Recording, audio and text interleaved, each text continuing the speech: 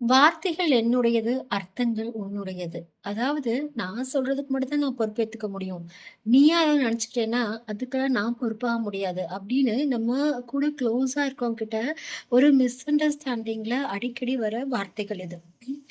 ஒரு பெர்சன் நம்மகிட்ட ஒரு விஷயத்த கன்வே பண்ணணும் அப்படின்னு நெனைக்கிறது எதுக்காக? அது இன்னொரு பெர்சனுக்கு புரியணும் அப்படிங்கிறக்காக.